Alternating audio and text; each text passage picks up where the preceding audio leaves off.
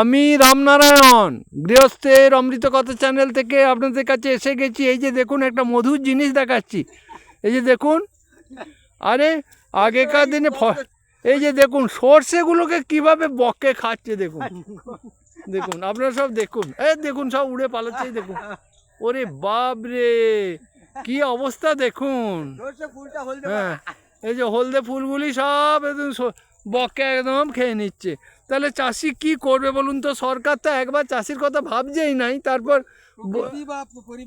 মানে প্রকৃতি পরিবেশটা তো মানে একদম শেষ করে দিল, বুঝলেন। এই দিনের বেলায় বকে সর্ষেগুলির ফুলগুলি সব খেয়ে নিচ্ছে, তারপর ছাগল আছে, গরু আছে, রাত্রে আবার শিয়ালগুলো এসে পর্যন্ত খাচ্ছে। ওরে বাবরে, কি যন্ত্রণা বলুন তো, কি অবস্থা দেখুন। মানে চাষি ভাইদের যে অবস্থা কি হবে আমি কিছু বুঝতেই পারছি না। আর এই চাষ যদি শেষ হয়ে যায় তাহলে মানে একবারে মানব জাতীয় শেষ, বুঝলেন। আর কারো কিছু করার নাই, সব শেষ হয়ে যাবে। এই যে দেখুন, মানে ছাগল গরু তাড়াতে হবে ঠিকই, কিন্তু বকের জন্য আপনাকে মাঠে বসে থাকতে হবে, এটা তো ভেবেও পাওয়া যায় না। এই যে দেখুন, এই যে দেখুন ভাইরা সব দেখুন লাঠি সোটা নিয়ে আর বক তাড়ানোর জন্য এসে বসে আছে।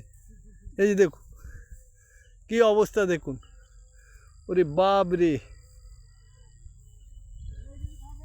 এই যে দেখুন জমির থেকে তাড়িয়ে দেওয়া হচ্ছে। আর দেখুন আপনাদেরকে দেখাচ্ছে, আর সব আলে যে সব চুপচাপ বসে থাকছে, কিছুক্ষণ পরে আপনার এসে আবার সর্ষেগুলি খেয়ে নিচ্ছে। তাহলে কি করে কি হবে বলুন তো? কে এত সর্ষে আগুলবে? এই যে আপনাদের দেখাচ্ছে, এই যে বকগুলি দেখুন সব জমির থেকে তাড়ানো হলো, সব ছুটে গিয়ে এই যে সর্ষে বাড়ির থেকে তাড়িয়ে দেওয়া হলো, ওই দেখুন খাচ্ছে। ওই যে দেখুন সব ফুলগুলি তুলে তুলে খেয়ে দিচ্ছে। তাহলে এবার কি করা যাবে? হাতিতে জমি নষ্ট করে দিচ্ছে, গরু, ছাগল, মুরগি, হাঁস, আবার বকেতেও দেখুন, এই যে আপনাদের দেখাচ্ছে, ওই যে দেখুন না পাল পাল বক এসে একদম সর্ষের জমিতে ঢুকে পড়ছে, নিয়ে আমরা সব ছেড়ে ছেড়ে খেয়ে দিচ্ছে। কি অবস্থা দেখুন। তাড়া করার পর ওই যে দেখুন সব আলে লাইন দিয়ে বসে আছে, এই সরে যাওয়ার সঙ্গে সঙ্গে সব ছুটে আসবে, এসে আপনার খেতে আরম্ভ করে দেবে। এই যে দেখুন, এই যে আপনাদেরকে দেখাচ্ছি,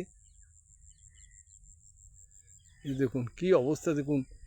মানে একটু সরে যাওয়ার সঙ্গে সঙ্গে সব বকের পাল একদম ছুটে চলে আসছে, এসে আপনার খেতে শুরু করে দিচ্ছে।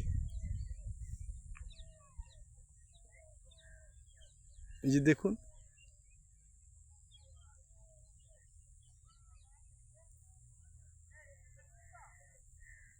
এই যে দেখুন। তাই চাষি ভাইদিকে বলবো যে চাষবাস খুব সাবধানে, লোকজন না থাকলে চাষ করা যাবে না, কারণ চাষের যা অত্যাচার এখন সৃষ্টি হয়েছে, তো এর ভাবা যায় না কি, এগুলো ভাবার কথা। আরে আমরা দেখতাম যে যা গরুতে ছাগলে খায়, হাঁস মুরগি তা এসে পুকুর থেকে এসে উঠে পড়ছে, তারপর বকের পাল যদি এসে এইভাবে সর্ষে, একবার তো পায়রাতে অধিকাংশ সর্ষে তুলে নিয়ে চলে গেছে বোনার সঙ্গে সঙ্গে। আবার এই দেখুন বড় হয়েছে সর্ষে গাছগুলি, আর বকেতে আমরা সব শেষ করে নিয়ে যাচ্ছে। এই বলে আজকের ভিডিও আমি রাখছি। আপনাদের যদি ভিডিওটি ভালো লাগে তাহলে লাইক করবেন। আপনারা সব ভালো থাকবেন, নমস্কার।